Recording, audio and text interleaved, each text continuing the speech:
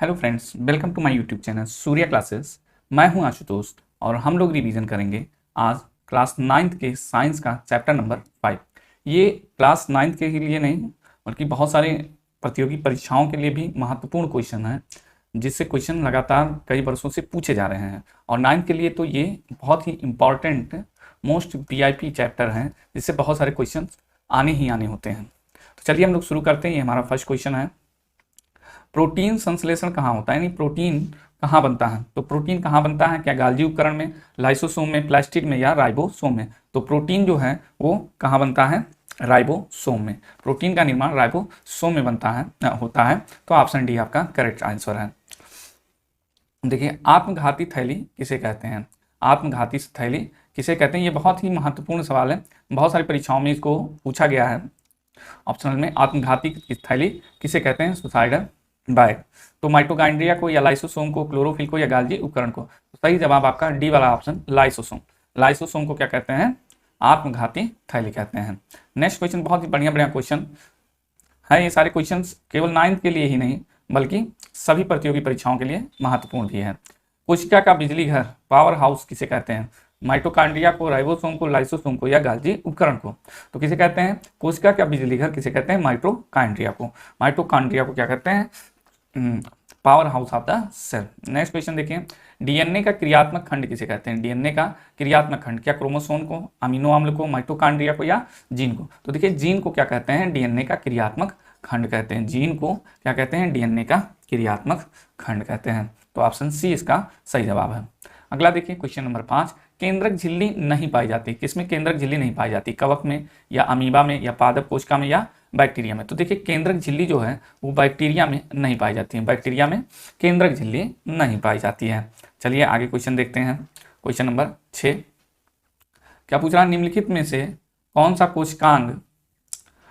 कोशिकांग दोनों प्रोकैरियोटिक और यूकैरियोटिक कोशिकाओं में पाया जाता है। क्या कोशिका भित्ति दोनों पाई जाती है, या केंद्रक या क्लोरोप्लास्ट या इनमें से कोई नहीं।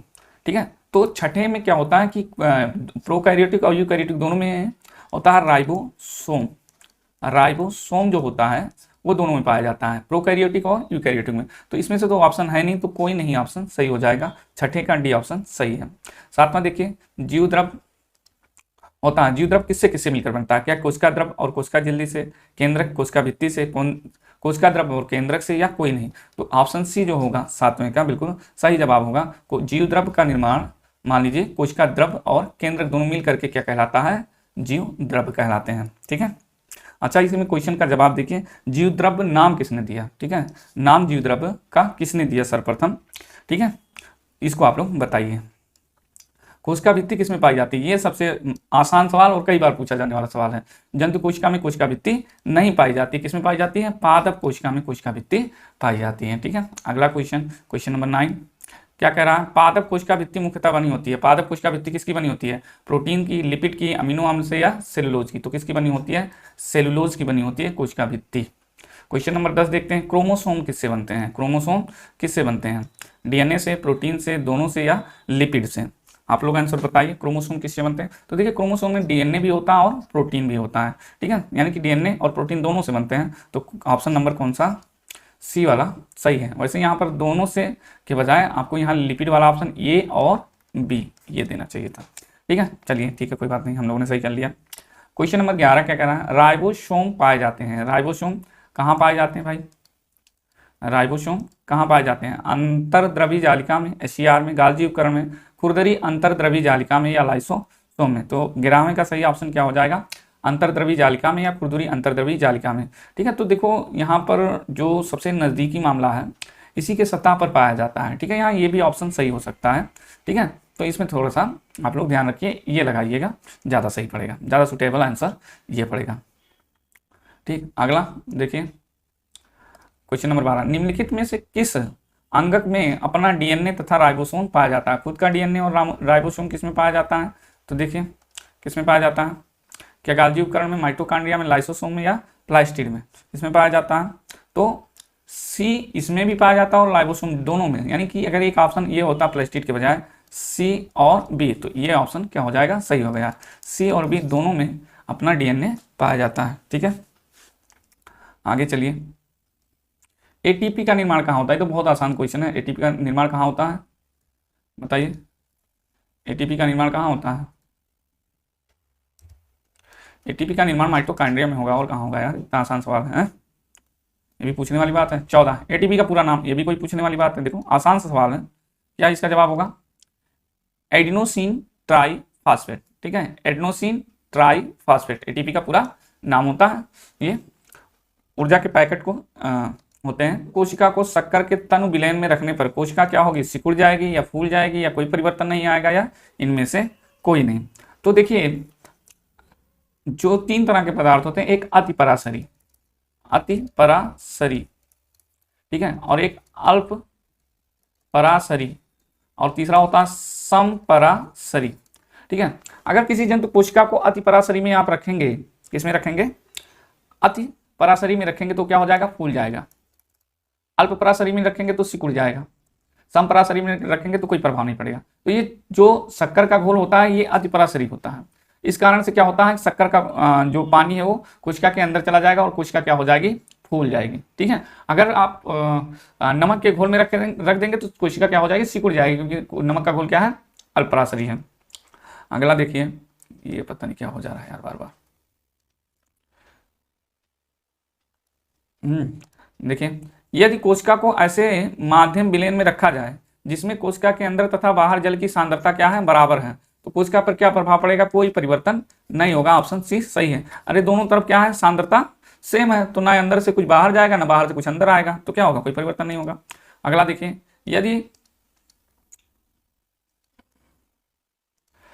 यदि कवच रहित अंडे को शुद्ध जल में 5 मिनट के लिए रखा जाए तो अंडे पर क्या प्रभाव पड़ेगा? क्या अंडा फूल जाएगा, अंडा सिकुड़ जाएगा, या कोई प्रभाव नहीं पड़ेगा? ठीक है, तो देखिए अंडे को पानी में रखा जाए तो पानी क्या होता है? समपराशरी होता है। क्या होता है?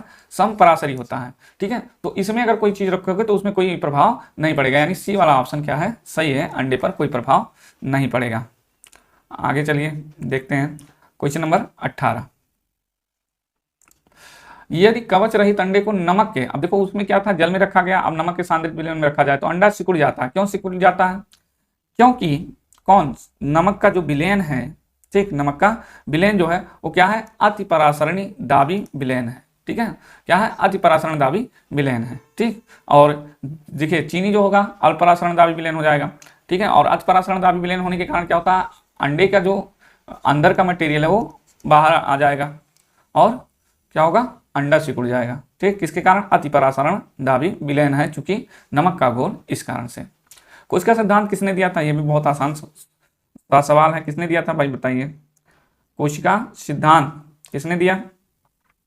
तो कोशिका सिद्धांत एम स्लीडन तथा श्वान ने दिया था। अभी हमने आपसे पूछा था, नहीं क्वेश्चन दूसरा था, हमने पूछा है आपसे कि केंद्रक नाम किसने दिया था, तो अभी लास्ट में बताएंगे, तब तक आप लोग बता सकते हैं। एक उसके जो पैरामीशियम, मछली, मशरूम, पादप, कुछ नहीं भाई, सीधे मारो अमीबा, पैरामीशियम, ये वाला बढ़िया सवाल है। इन सब टाइप के क्वेश्चन अच्छे लगते हैं। कोशिका झिल्ली कोशिका की सबसे बाहरी परत है, बात सही है।